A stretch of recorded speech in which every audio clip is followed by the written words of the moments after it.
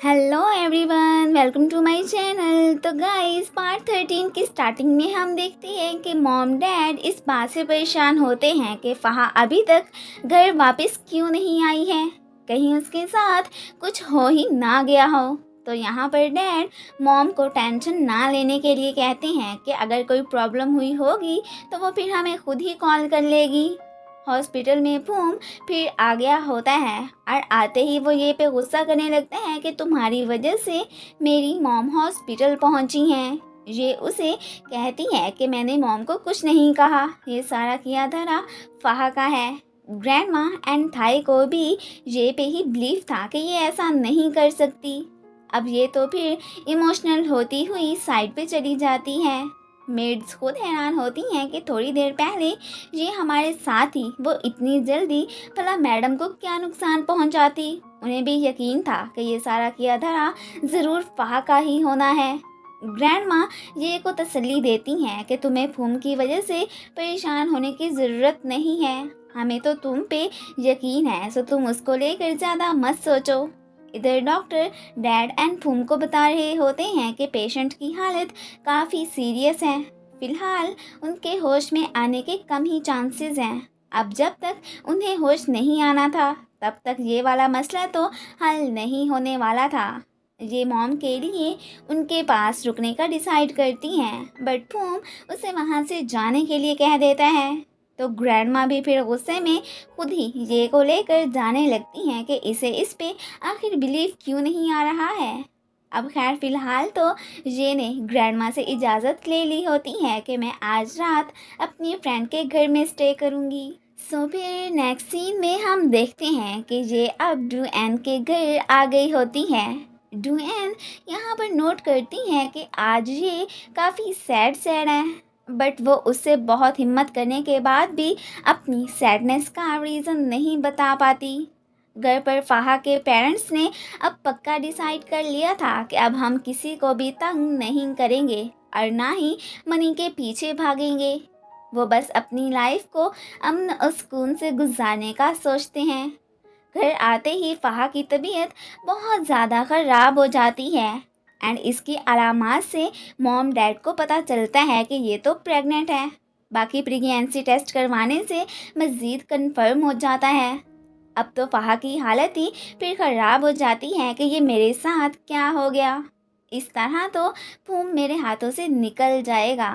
दूसरी तरफ थाई वैसे ही फूम से नाराज़ होता है कि उसे ये पे शक करने की क्या ज़रूरत है। मॉम डैड फ़हा को अब फूम का पीछा छोड़ने के लिए कहते हैं, लेकिन नहीं, वो पीछे हटने वाली नहीं थी। यहाँ पर वो इन्हें बता देती है कि मैंने तो आज फूम की मॉम को भी स्टेयर से नीचे गिरा दिया है। इस बात से वो दोनों ही काफ़ी शॉक होते हैं और फिर जल्दी से वो फूम के घर जाने लगती हैं कि मुझे बस अब वही चाहिए। मॉम डैड तो उसके इस बिहेवियर से काफ़ी परेशान होते हैं। सिया की फिर से फूम एंड थाई से मुलाकात हो जाती है। थाई की नाराज़गी अब फूम से थोड़ी बहुत कम हो गई थी। इन्हें तो ये भी पता चलता है कि फ़हा मैडम इसकी गर्लफ्रेंड रह चुकी हैं। फ़हा आज फूम को सीड्यूस करने के फुल मूड में होती है, लेकिन वो तो उसे कोई भाव ही नहीं देता कि मैं बेशक ये से नाराज़ हूँ, बट मेरे दिल में सिर्फ वही है, सो अब तुम्हें मेरे क्लोज आने की कोई ज़रूरत नहीं है। अब तो फिर फ़हा जल्दी से पैरासिन को कॉल करके कल फूम के घर पहुँचने के लिए कहती है कि वहीं पर ये मौजूद है और तुम उसे आकर ले जाना। अब पैरासिन तो खुश हो जाता है कि अब मैं बहुत जल्दी ये से मिलूँगा। फ़हा को तो कोई मेड भाव ही नहीं देती, इस बात से वो फिर और ज़्यादा गुस्सा हो जाती है।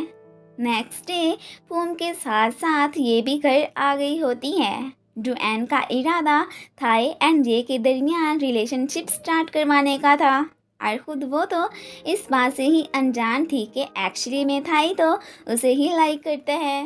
हॉस्पिटल में फूम फ़हा को लेकर आ गया होता है एंड यहाँ पर मॉम को उसके हवाले करके डैड एंड फूम फिर घर जाने लगते हैं।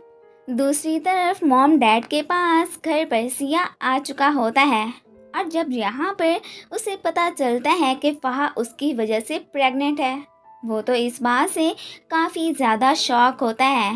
अब वो तो अपने दिल के साथ ही फ़हा को अपनाने के लिए तैयार था और ये सभी उसके पास जाने का सोचने लगते हैं। हॉस्पिटल में फ़हा तो मॉम को आज मारने के फुल मूड में होती है। वो यहाँ पर एक पिलो उठाकर उनका गला दबाने ही लगती है कि फिर तभी उसे पैरासिन की कॉल आ जाती है। इस तरह मॉम को कोई भी नुकसान नहीं पहुँचता, बट यहाँ पर उन्हें होश आ चुका था। पैरासिन तो फ़हा को फूम के घर आने के लिए कहता है।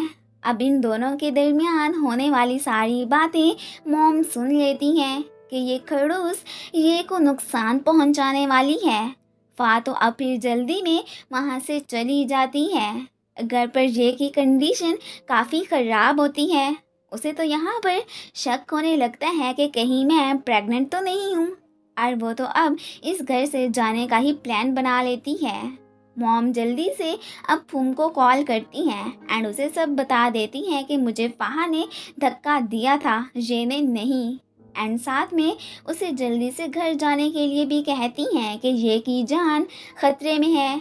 वो तो अब फिर जल्दी से घर जाने लगता है।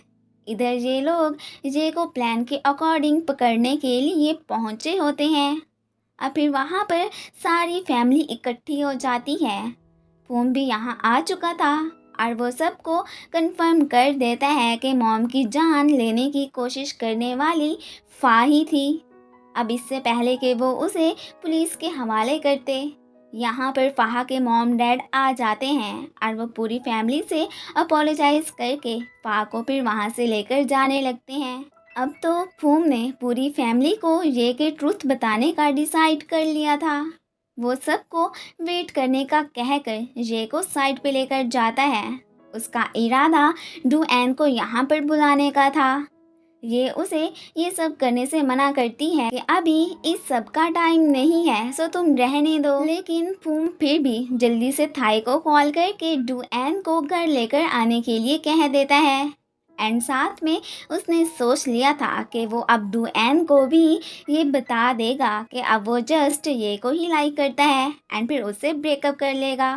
फ़हा के बने बनाए सारे प्लान्स नाकाम हो चुके थे। वो इस बात से इतनी ज़्यादा अपसेट होती है कि अब तो वो अपनी लाइफ को ही डिस्ट्रक्ट करने का फुल प्लान बना लेती है। एंड फिर इसी के साथ ही ये पार्ट ख़त्म हो जाता है। Thanks for watching. And guys, अगर आप लोगों को मेरी वीडियो अच्छी लगती है तो प्लीज़ इसे लाइक भी कर दिया करें। Thank you.